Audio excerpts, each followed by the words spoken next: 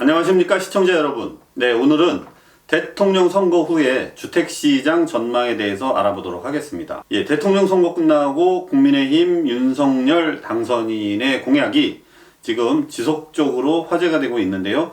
부동산 시장에서는 상당히 완화 규제 여러 가지로 거래 절벽을 해소할 수 있다 라는 내용입니다. 자, 기사 몇 가지 보시고 한번 전망의 흐름을 알아보도록 하겠습니다. 새 정부 경제정책 재건축 풀고 임대차 3법 재검토, 종부세는 완전 폐지, 뭐 이런 내용의 기사인데요. 새 정부에서는 이렇게 바뀐다. 경제정책 규제 3종 세트 완화, 시장 기능 회복하고 부동산 보유 거래세를 완화하고 시장을 좀 자유시장 경제로 돌려놔야 한다. 뭐 예전에는 말한 적도 있습니다. 파리 대책 2전으로의 부동산 규제를 완화해야 된다. 시장 경제를 좀 무시한 규제들이 많다. 이런 내용이었는데요. 하지만 일각에서는 집값을 자극할 우려도 있다. 이런 우려도 있습니다. 자, 어떤 게 과연 옳은 내용일지 한번 전문가들의 이야기도 들어보고, 내용도 말씀드려보고, 또 저의 의견도 한번 말씀드려보도록 하겠습니다. 자, 우선 역대 대통령 재임 기간 중 집값 변동률입니다. 표를 보시면은요, 노무현 정부 2003년부터 2008년까지 33.8%가 상승을 했습니다. 그리고 이명박 정부, 박근혜 정부 가장 적게 올랐고, 박근혜 정부 때는 경기부양책을 써서 그나마 불씨를 좀 살려놨었죠. 그래서 문재인 정부 때 아주 난리가 났습니다. 처음 한 번도 경험해보지 못한 주택가격이 37.6%가 상승하는 표입니다. 이거는 자료는 국민은행 자료고 표는 조선일보 발표 그래프입니다. 윤석열 대통령 당선자죠. 3종 규제 완화 세트가 뭐냐? 과도한 세금 규제 완화, 그 다음에 재건축, 재개발 등으로 정비사업, 민간 정비사업 활성화를 시킨다.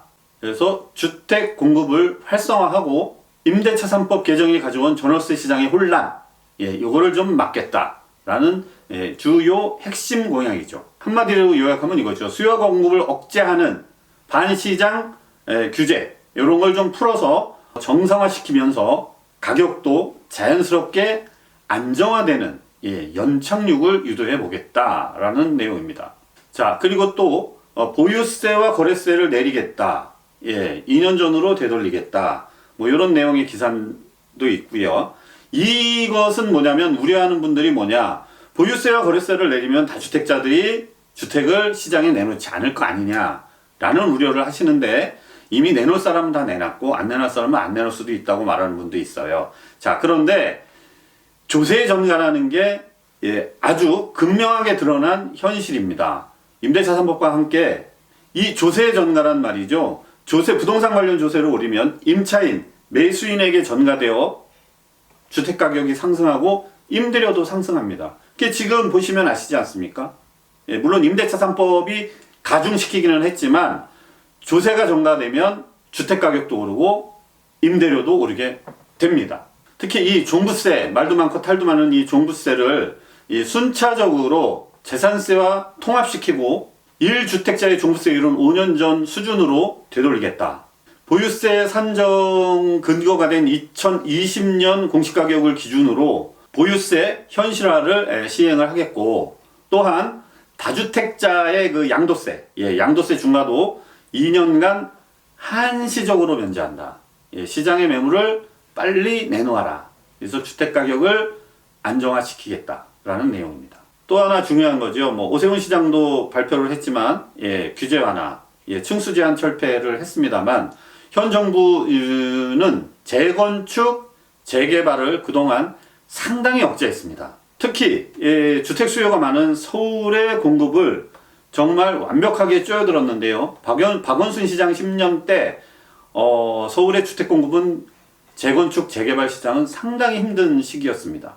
많은 전문가들, 한양대학교 이창무 교수님 말씀은 정상적인 주택 공급을 위해 꼭 개선해야 할 규제라고 했습니다. 청년층과 신혼부부에게 원가주택 30만 가구, 역세권 첫집 20만 가구도 공급했다고 하는데, 어쨌든 이 공약은 철저하게 이행되기를 기대를 해봅니다. 자, 그러면 여기서 한 가지 아셔야 될 게 있습니다. 모르시는 분도 많고 아시는 분도 많은데요. 그 김수현 사회수석 있죠. 예, 이분이 쓴 책 중에 부동산은 끝났다. 뭐 많은 사람들이 입에서 회자되곤 하는데 이 책의 내용을 보면 말이죠. 재개발 재건축으로 도시가 신축이 되면 투표 성향이 진보에서 보수로 바뀐다. 뭐 결국 박원순 시장도 재개발 재건축 그대로 걸어 잠그고 도시 재생 사업을 한다 했죠. 이 도시 재생 사업이 뭐냐? 축대 허물어진 거 좀 보수해주고 도로 새로 깔아주고 공원 좀 해주고 벽에 페인트 칠 좀 하고 이게 재생이에요? 이거는 아닙니다. 서울 시민들의 소득 수준도 상당히 높은데 도시는 70년대, 80년대를 그대로 유지하고 있습니다. 그 10년 동안 부족했던 주택 공급이 오늘날의 이 결과를 초래하는데 큰 몫을 했다라고 저는 판단을 합니다.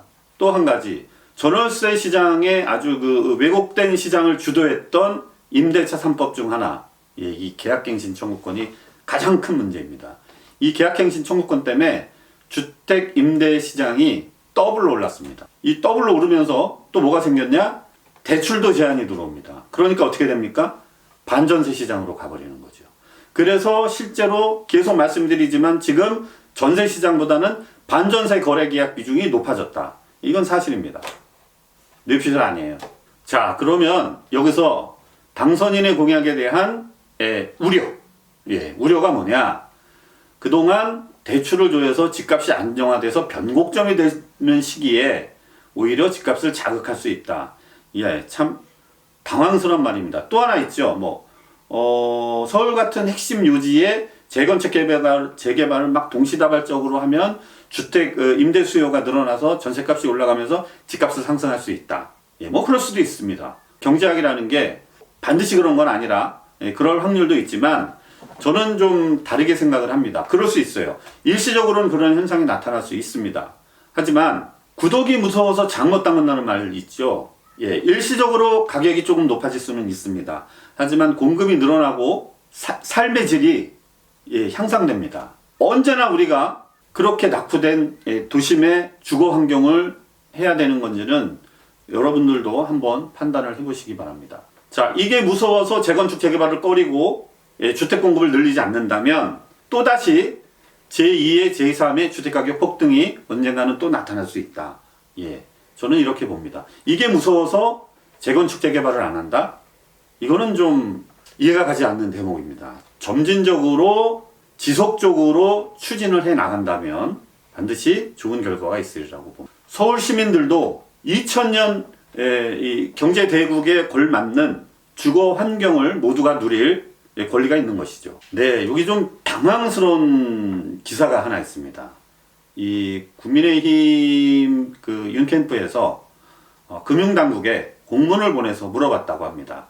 자, 이거 보시죠. 대출 총량 규제 풀리나 윤 측 금융당국의 근거 법령이 뭐냐? 금융위원회는 도덕적 권유다. 관련 법령은 없다. 도덕적 권유다. 도덕적 권유다. 어쨌든 정부에서 국민의 삶을 편하게 만들고 국가의 재정을 튼튼하게 해야 하고 여러 가지 있을 수 있습니다. 그런데 어떤 법령에 근거하지 않고 도덕적 권유다. 그러니까 한마디로 힘의 원리에 작용해서 모두가 다 내 말 들어. 대출하지 마. 이런 지침이 내려진 거죠. 질의서 내용에는 이런 게 담겼다고 합니다. 현재 시행 중인 총량 규제 목표율의 산정 근거, 이유, 근거 법령이 뭐냐? 근데 답변은 도덕적 권유다. 좀 당황스러운 답변입니다. 자, 이 대출은 말이죠. 이런 겁니다. 지금도 소득은 있지만 목돈이 없는 젊은 층, 또 중장년층이라 하더라도 이제 대출을 좀 받아서 살아야 하는 분들이 있죠. 자, 그런데 1주택자, 그 다음에 1주택에서 가려타려고 하시는 분들, 이렇게 실수요자분들에 대해서는 대출을 가로막는다는 것은 정말 이건 시장에 반하는 정책입니다. 그래서 이 대출 규제는 다시 원점에서 재검토되어야 한다. 주택 구입자, 신혼부부 있죠? 신혼부부는 LTV 80%까지. 그 다음에는 LTV 지금 현재 40%잖아요. 예, 이것도 70%까지로 실수요자들 분에 대해서는 예, 인정이 돼야 되고, 그 다음에 1주택에서 팔고 건너갈 때 이런 분들에 대해서는 반드시 적용되어야 한다. 선거 기간 동안에 예, 윤석열 당선인도 계속 주장을 했죠. 대출 총량 규제는 이념적 정책이다. 예, 이념형 정책이다라고 비판을 한 바 있습니다.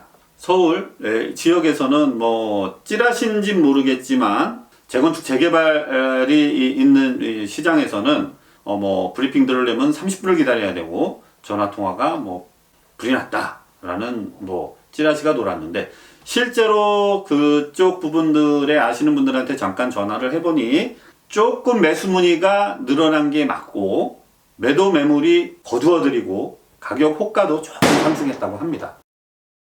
자, 기사 하나 보여드리겠습니다. 중앙일보 기사인데요. 오늘 날짜. 부동산 규제 완화 기대감. 대선 뒤에 서울에서 매물이 1.4% 줄었다. 이거는 찌라시가 아니고 예, 실제입니다. 이건 기사 내용이고, 재건축 재개발 이익 환수제, 그 다음에 정밀 안전진단, 분양가 상한제, 이런 완화 기대감도 있지만 요거는 국회에서 예, 손을 대야 할 것들이 좀 있어서 사실 쉽지만은 않아 보이지만, 일단 부동산 시장은 다시 정상화되는 분위기를 밟고 있다. 연합뉴스 기사죠. 1기 신도시를 종상향해서 재건축을 해서 세대수를 늘리는 게 맞다라는 대선 공약 후보. 예, 저도 이 말에 동감합니다. 이미 1기 신도시는 직주 근접이 돼 있고 모든 인프라가 갖추어져 있습니다. 자, 그런데 또 공급을 늘리겠다고 뭐 저 먼 데에다가 신도시 만들고 이사 가라. 이사 안 가죠. 직장에서 뭐니까. 이 멀리 나가는 것보다 도심을 고밀도 개발하는 게 우선적이지 않을까. 직주 근접이 맞는 것 같습니다. 예, 부동산 114 발표에 의하면 말이죠. 예, 경기도 아파트 매물은 대선 승패가 결정된 지 지난 10일 1.2% 감소했다. 예, 4일 동안 1.2%가 감소를 했다라고 발표를 했습니다. 역시 대선 후보, 예, 윤 후보의 공약, 1기 신도시 재정비 사업 촉진 특별법 제정을 하겠다라는 그 공약을 발표했는데, 이것이 뒷받침돼서 호가도 좀 상승하면서 매물도 줄어든 것 같습니다. 분당은 제가 오시는 손님들 어디 좀 이제 다음에 집을 어디에 살까요? 라고 문의를 하실 때 저는 분당을 추천을 많이 했습니다. 분당은 학군 수요도 있고 모든 인프라가 갖춰져 있고 교통 인프라, 예, 여러 가지 직장, 고소득 직군들도 많이 사는 동네죠. 분당을 많이 추천을 했습니다. 분당이 만약에 재건축, 재개발이 이루어진다, 재건축이 이루어진다 하면 지금 현재 판교가 1등이죠. 예, 뭐 광교, 판교, 분당 세 중에 가장 많이 인기 좋은 곳이 이제 가격도 좋은 것이 판교입니다. 자, 그런데 이게 도시가 재탄생되면 분당이 다시 이 1위를 탈환할 것으로 예상을 합니다. 앞으로는 분당이 뜹니다. 이제 전망을 해봅니다.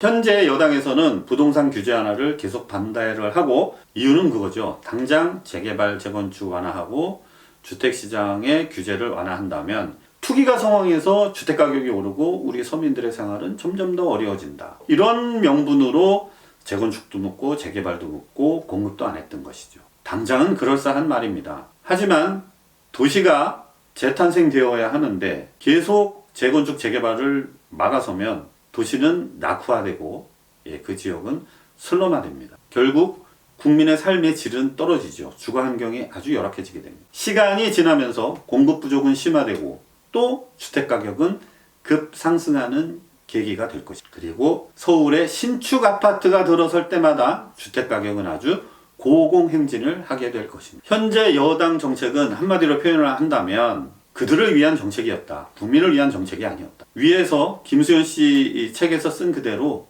한 것입니다. 국민의힘 윤석열 캠프에서 진행하는 주택 완화 정책이 조금씩 시행이 될 때마다 거래량은 늘어나면서 주택가격은 일시적으로 상승할 수는 있지만 현재의 높은 상승률로 모아서 크게 상승할 것 같지는 않고, 현재 상태의 보합 내지 약보합 시장 또는 강보합까지도 볼 수는 있지만은 지역에 따라서 편차는 나타나지만 거래는 이루어질 것이다.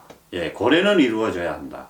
라는 전망을 해봅니다. 그래서 지금 현재 일시적 1가구 유주택, 뭐 양도세 비과세 혜택 때문에 많은 지금 어려움에 겪고 있는 매도자분들에게 대한 좀 희망적인 얘기일 것입니다. 거래량은 늘어날 것으로 보입니다. 시청해 주셔서 감사합니다.